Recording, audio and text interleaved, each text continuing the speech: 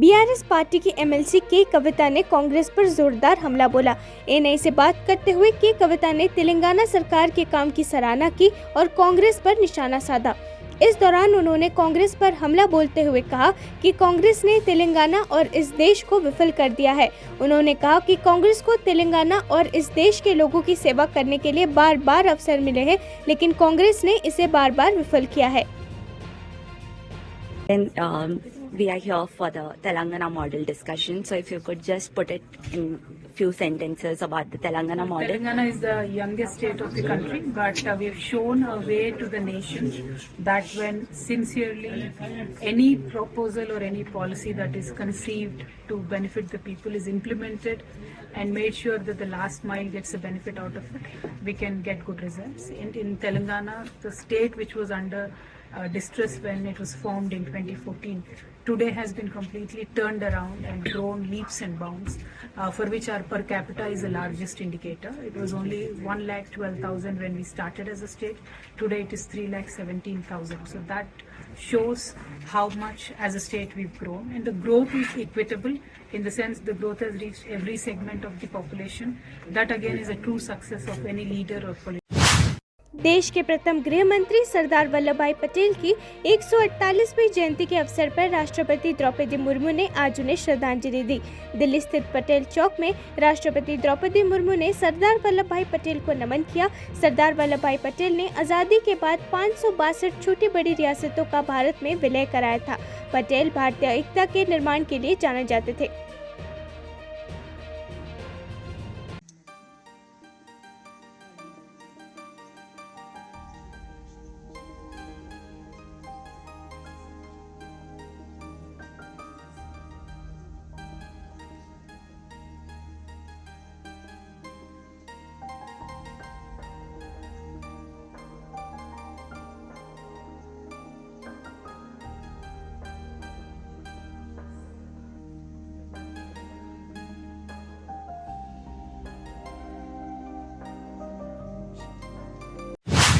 तेलंगाना के मुख्यमंत्री के चंद्रशेखर राव ने सिकंदराबाद के यशोदा हॉस्पिटल में बीआरएस सांसद कोटा प्रभाकर रेड्डी से मुलाकात की। आपको बता दें कि 30 अक्टूबर को सिद्दीपेट में उनके अभियान के दौरान एक अज्ञात व्यक्ति ने सांसद के पेट में चाकू मार दिया था।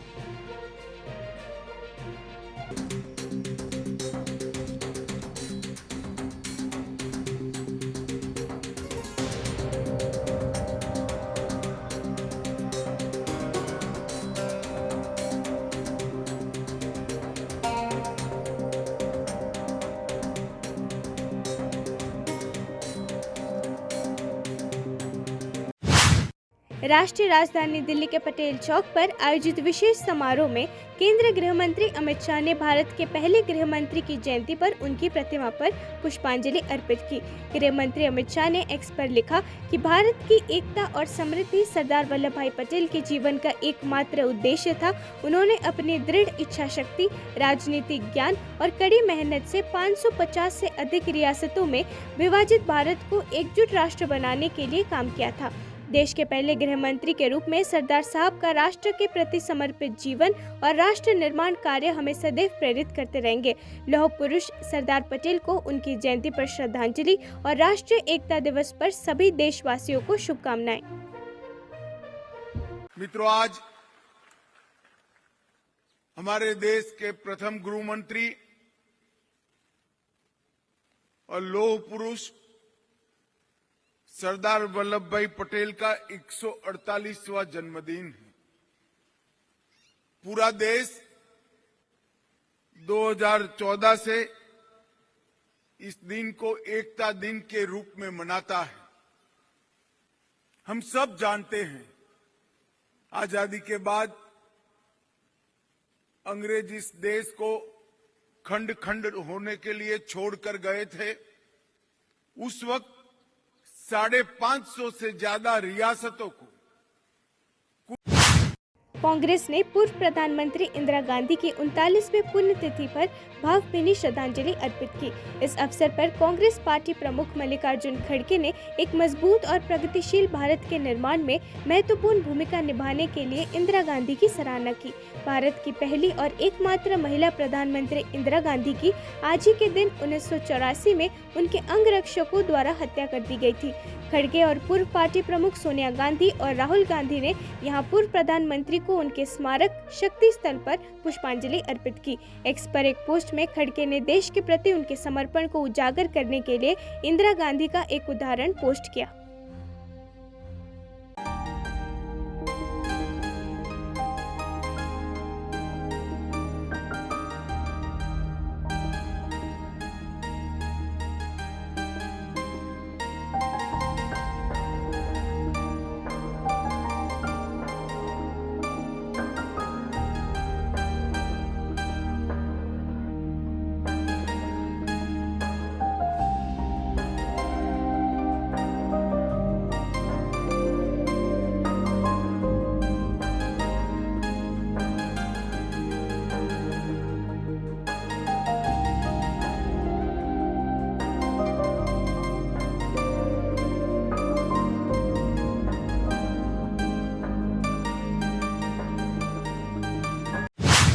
प्रधानमंत्री नरेंद्र मोदी ने सरदार वल्लभ भाई पटेल को उनकी जयंती पर स्टैच्यू ऑफ यूनिटी पर पुष्पांजलि अर्पित की। साथ ही प्रधानमंत्री मोदी ने सरदार पटेल की जयंती पर एकता की शपथ भी ली।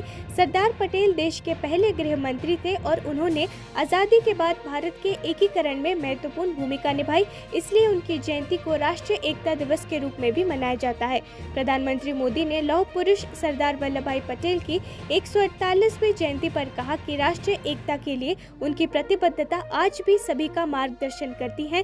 प्रधानमंत्री मोदी ने सोशल मीडिया प्लेटफॉर्म एक्स पर एक पोस्ट में कहा, सरदार पटेल की जयंती पर हम उनकी अदम्य भावना, दूरदर्शी नेतृत्व और असाधारण समर्पण को याद करते हैं, जिससे उन्होंने हमारे राष्ट्र के भाग्य को आकार दिया।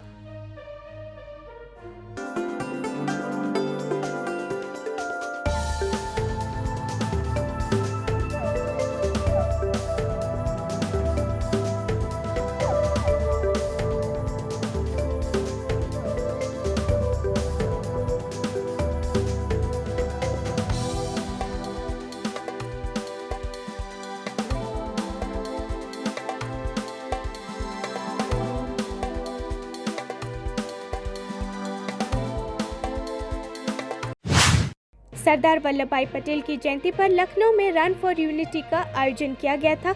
रक्षा मंत्री राजनाथ सिंह ने इसे हरी झंडी दिखाई। इस दौरान उत्तर प्रदेश के मुख्यमंत्री योगी आदित्यनाथ भी उपस्थित रहे। इससे पहले राजनाथ सिंह और मुख्यमंत्री योगी आदित्यनाथ ने लखनऊ में सरदार वल्लभ भाई पटेल की जयंती पर उनकी प्रतिमा पर पुष्पांजलि अर्पित किए थे।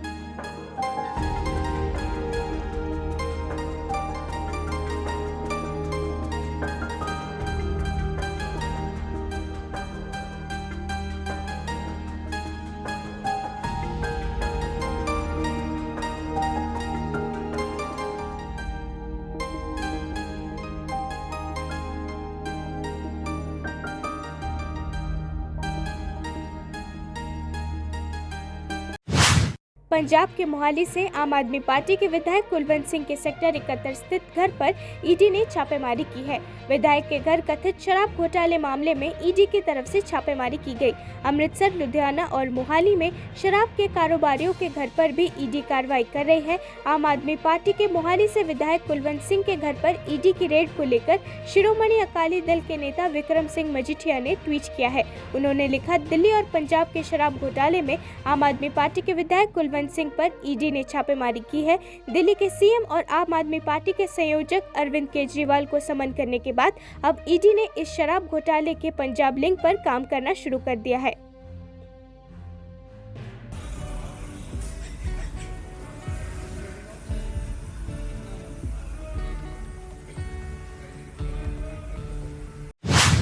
प्याज के बढ़ते दामों पर पूर्व मुख्यमंत्री कमलनाथ ने कहा कि प्याज लोगों की आंखों में महंगाई के आंसू ला रही है। उन्होंने कहा, ये प्याज की महंगाई तो एक है, आज कौन सी महंगाई नहीं है प्रदेश में। इस महंगाई में प्रदेश की जनता त्रस्त है। प्रदेश में लगातार महंगाई बढ़ रही है। प्याज की महंगाई शुरू हो गई। सर केजरीवाल को ईडी ने सम्मन किया है फिर से। सर अब केजरीवाल से पूछिए। सर आप लोग कल महत्वपूर्ण बैठक हुई, सर क्या रणनीति बना रहे हैं? सर महत्वपूर्ण बैठक हुई। हम तो बना रहे थे कि दौरा राहुल जी का, प्रियंका जी का, खड़गे जी का, इस विषय में हमारी मीटिंग हुई। सर कुछ नाराजगी थी, वो खत्म हो गई। नाराजगी की तो बात ही नहीं थी, ये तो दौरों की बात थी। न्यूज़ 10। केरला पुलिस ने एर्नाकुलम में अधिक सबूत इकट्ठा करने के लिए कलामासेरी विस्फोट के आरोपी डोमिनिक मार्टिन के आवास पर पहुंची। आरोपी डोमिनिक मार्टिन को कलामासेरी विस्फोट में उसकी कथित संलिप्तता के सिलसिले में अदालत में पेश किया गया है। गौरतलब है कि कोच्चि पुलिस ने फेसबुक पर पोस्ट किए गए स्वनिर्मित कबूलनामे के वीडियो के आधार पर 30 अक्टूबर को मार्टिन को गिरफ्तार किया था।